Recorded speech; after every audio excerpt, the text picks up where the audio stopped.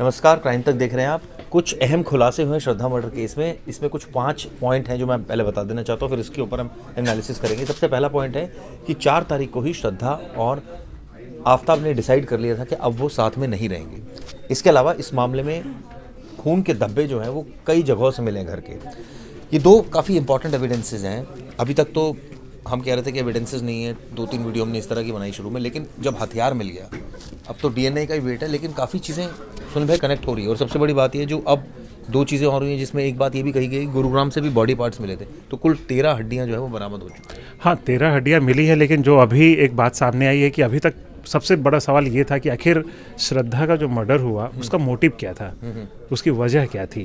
तो उसको लेकर काफ़ी सस्पेंस बना हुआ था। हालांकि अभी भी सस्पेंस है, ये खुल करके तो नहीं कहा जा सकता है, लेकिन ये दावा किया जा रहा है कि जो उसका मोटिव था वो ये था कि 3 और 4 मई, जिस डेट की आप बात कर रहे हैं, उस दिन श्रद्धा ने ये डिसाइड कर लिया था कि मुझे आफ्ताब के साथ नहीं रहना है।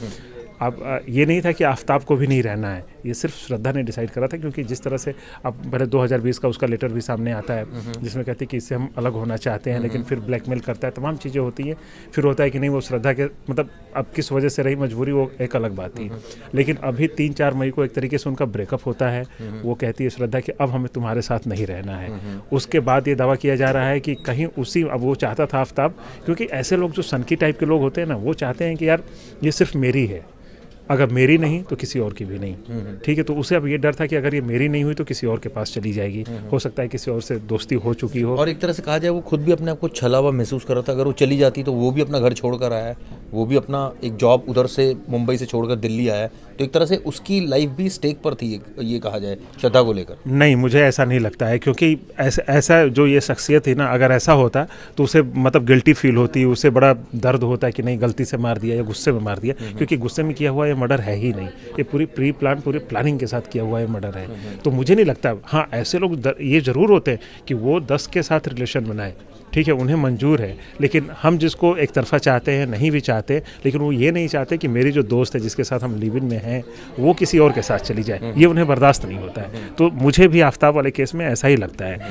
ये नहीं लग रहा है कि वो छोड़ने वाली थी इसलिए ऐसा किया, ऐसा नहीं है, वो इसलिए उसने मारा है उसको। नहीं, लेकिन इसमें एक चीज़ और भी तो है ना सुन भाई, उसने डिसाइड कर लिया कि उसको साथ में नहीं रहना, उसके बावजूद वो मुंबई से दिल्ली आ रहे हैं, फिर भी साथ में फ्लैट ले रहे हैं, फिर भी साथ में। तो ये कहानी में थोड़ा झोल नहीं लग रहा? अगर वो डिसाइड कर चुकी थी तो वो इमीडिएटली क्यों नहीं अलग हुई?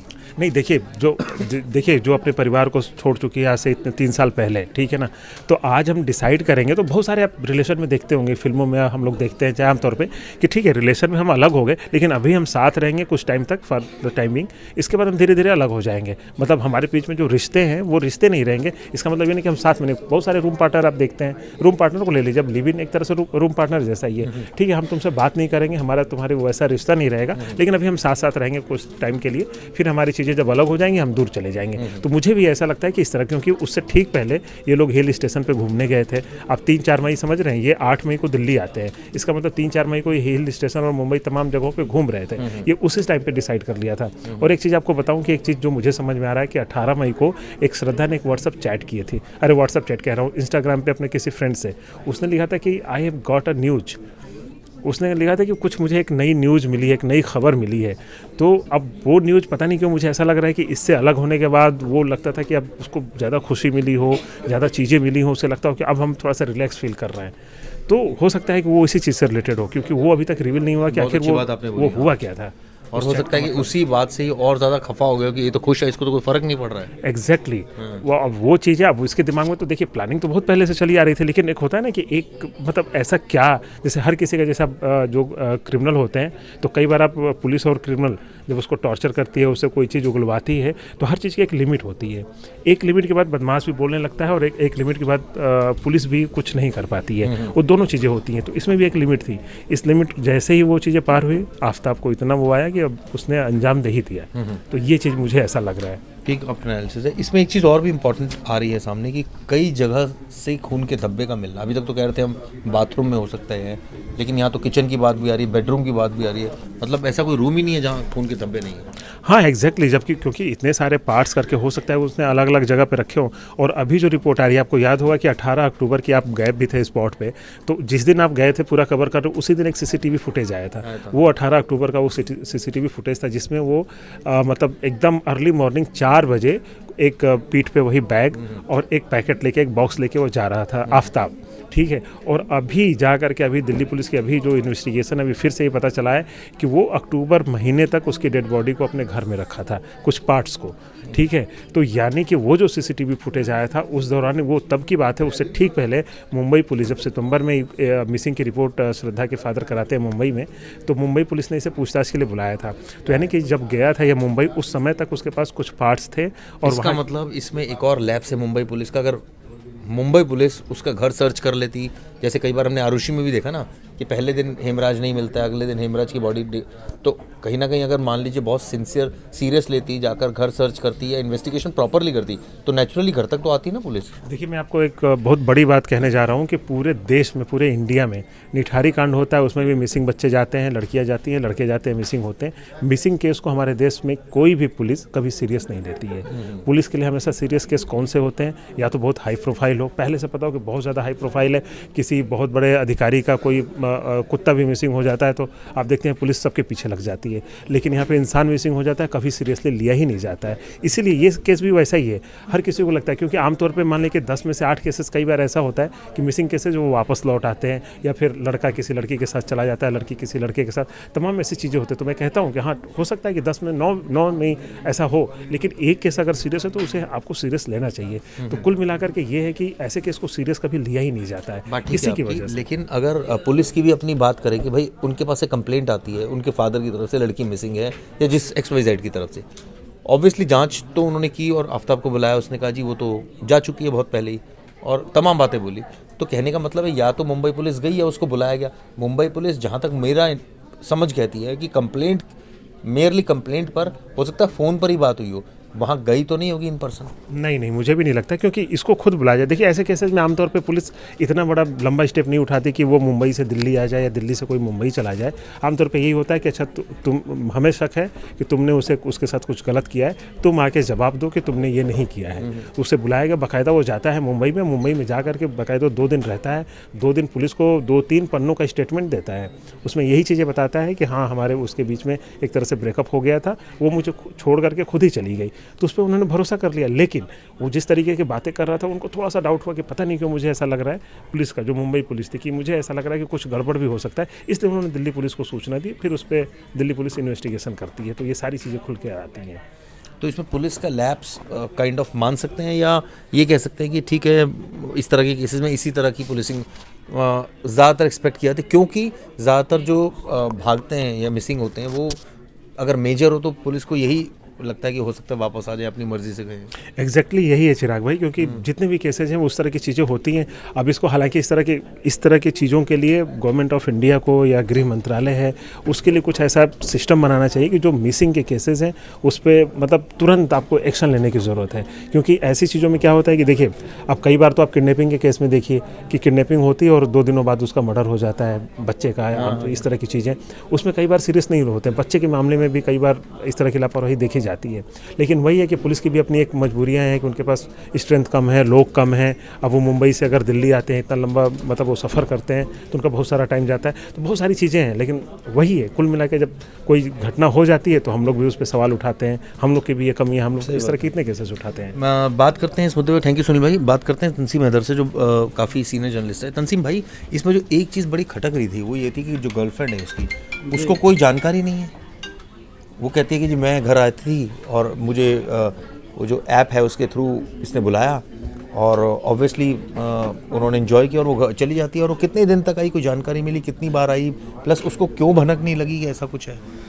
देखिए, आफ्ताब, जैसा कि पुलिस भी बता रही है, साइकोलॉजिस्ट भी बता रहे हैं कि वो बहुत शातिर दिमाग है, और उसी शातिर दिमाग का नतीजा है कि उसने अपनी जो नई दोस्त बनाई उसको लेके आया, उसके साथ रुकता था कमरे में, खाता था, पीता था, सारी चीज़ें करता था, और उस दौरान फ्रिज में बॉडी के पार्ट्स भी मौजूद थे। ये भी हैरान करने वाली बात है। अब आपका सवाल है कि उस लड़की को क्यों नहीं पता चला। देखो, आम तौर पे बहुत पुराने रिलेशन होते हैं तो लड़की गर्लफ्रेंड या लिव इन पार्टनर भी सवाल करती है, देखना चाहती है, टटोलना चाहती है। जब नए नए रिश्तों में लोग होते हैं तो मुझे लगता है कि इतनी ज़्यादा छानबीन खोजबीन करने की ज़रूरत नहीं समझता लड़का या लड़की। तो लिहाजा मुझे लगता है उस लड़की ने भी ज़्यादा खोजबीन नहीं की होगी, लेकिन अब ज़रूर वो खौफज़दा और हैरान परेशान होगी कि आखिर वो उस घर में जा रही थी और उसको वही अंगूठी दे दी गई जो जिस लड़की का मर्डर किया गया था, वही अंगूठी गिफ्ट में दे दी गई, डेड बॉडी वहीं रखी हुई थी, सर काट के रखा हुआ था। तो इन सब और ये भी बहुत ज़्यादा प्रोबेबिलिटी है कि फ्रिज में से कुछ खाना भी निकाल के दिया हो, फिर पानी दिया हो। जाहिर है उसको ना पता होना उसका कोई कसूर या जुर्म नहीं हो सकता, लेकिन ये कि नए नए रिश्ते थे इस वजह से उसने नहीं कोशिश की होगी ये जानने की या समझने की कि भाई इसको खोजें, इसको पता करें, इसका बैकग्राउंड क्या है, सारी चीज़ें। नए नए रिलेशनशिप में ऐसा नहीं होता। लेकिन ये कि अगर उसको पता होता तो जाहिर है वो कम से कम, और हाँ अगर उसको पता था और उसने पुलिस को ख़बर नहीं की या नहीं बताया तब तो वो जुर्म में भागीदार बनती है। नहीं, लेकिन ये तो खुद ही वही बताएगी ना, और तो कोई इसके पास कोई ऑप्शन नहीं पुलिस के पास ही जानने का। वो बंदा आरोपी की कितनी सच्चाई मानी जाएगी? हाँ, लेकिन ये कि लड़की को फ़िलहाल पुलिस ने अपने इन्वेस्टिगेशन में बयान तो दर्ज कर लिए हैं उसके, लेकिन किसी तरह का उसे जुर्म में भागीदार फ़िलहाल के तरीके से नहीं माना है। इसमें बद्री का भी एक रोल आया था सामने, जिसमें बद्री कितना आपको लगता है, हालांकि पुलिस ने आज भी बोला क्लीन चिट दी है उसको भी। देखिए मुझे ऐसा लगता है कि इस पूरे के पूरे जुर्म में अकेला कॉन्स्पिरेटर, डिस्ट्रॉय ऑफ एविडेंस करने वाला, कॉन्स्पिरेसी रचने वाला, उसको अंजाम देने वाला, कत्ल करने वाला, सबूत मिटाने वाला, वो अकेला सिर्फ आफ्ताब है। यही वजह है कि इतने दिनों तक ये जुर्म छुपा रह गया। अमूमन होता क्या है, क्राइम में जब बहुत ज़्यादा लोग इन्वॉल्व होते हैं तो उसमें जब बहुत ज़्यादा लोग इन्वॉल्व होते हैं तो कहीं ना कहीं से खुलासा हो जाता है, पकड़ जाता है क्राइम। तो इस मामले में अगर लोग होते तो पकड़ जाते। अमूमन क्राइम की जो मेंटेलिटी होती है क्रिमिनल की होती है कि अकेले जुर्म करो तो जल्दी नहीं पकड़े जाओगे, क्योंकि जुर्म करने वाले भी आप हैं, राजदार भी आप हैं, राज आपको छुपाना है। तो यही आफ्ताब ने किया। इसमें उसका मुझे नहीं लगता बद्री का कुछ आता है, और अगर होता तो पहले ये केस वर्कआउट हो गया होता। तो अब ये कहा जाए एविडेंसेस तो अब स्ट्रांग है, क्योंकि कत्ल में ऑफ कोर्स एविडेंस देखिए बहुत ही स्ट्रांग है इसमें। This is the case which is depend on scientific and forensic investigation as well. इसमें इस पूरे केस में बहुत ही सॉलिड फॉरेंसिक इन्वेस्टिगेशन है। आप उसको समझिए, आप इसमें सारी चीज़ें सबूत एक दूसरे से पुलिस इतनी बेहतरीन जोड़ेगी। और नहीं तो कहने का मतलब है अपने आप में एक नज़ीर साबित होगा दिल्ली पुलिस के लिए, क्योंकि इस तरह के केसेस हैदर भाई आपने देखे कि सीबीआई को जाते हैं। देखिए मैं बता दूं चिराग, आपको निर्भया का केस याद होगा। निर्भया के केस में जो 70% इन्वेस्टिगेशन था वो scientific investigation, scientific based, forensic based investigation था। और उसमें भी ब्लड के जो सैंपल्स लिए गए थे बस के अंदर से, उसके डीएनए मिलान किया गया, सीमेंस के मिलान किए गए, और उन सारी चीज़ उसके हेयर्स के डीएनए लिए गए। वो सारी चीज़ें कनेक्टिंग चेन बनाई थी बहुत बड़ी दिल्ली पुलिस ने, और दिल्ली पुलिस का वो एक बेहतरीन इन्वेस्टिगेशन था, नो डाउट। तो इस इन्वेस्टिगेशन में भी दिल्ली पुलिस की कोशिश यही है, जो कि नए उम्र के इसमें आईपीएस ऑफिसर्स, इन्वेस्टिगेशन ऑफिसर्स बहुत सारे जुड़े हुए हैं, और उनकी पूरी कोशिश ये है कि इस केस को इतनी मजबूती के साथ फॉरेंसिक्स और साइंटिफिक इन्वेस्टिगेशन पे खड़ा किया जाए कि कोर्ट में आफ्ताब को निकलने का रास्ता ना मिले। और एक तरह से कहा जाए ये अपने आप में लोकल पुलिस के लिए भी बड़ी बात है, क्योंकि इस तरह के केसेस यूजुअली हैदर भाई हमने देखा है कि सीबीआई को जाते हैं, क्योंकि इसमें बहुत यही वजह थी कि आप देखिए कि एफएसएल से जांच न करा के सीएफएसएल से कराई, और बहुत सारे ऐसी चीज़ें जो ये बताती हैं कि काफ़ी प्रोफेशनलिज्म इसमें प्ले किया गया। देखिए दिल्ली की पुलिस एलीट पुलिस कही जाती है दिल्ली पुलिस। अच्छा, सबसे बड़ी चीज़ ये है कि सेंट्रल गवर्नमेंट के अंडर में है, सीबीआई भी सेंट्रल गवर्नमेंट की एजेंसी है, कोई स्टेट गवर्नमेंट की पुलिस तो है नहीं वो। तो उनका कोऑर्डिनेशन सीबीआई के साथ भी अच्छा है, एनआईए के साथ भी अच्छा होता है, सारी और एजेंसीज़ के आईबी के साथ अच्छा होता है। तो ऐसा नहीं है, इसी वजह से कोर्ट ने भी नहीं माना।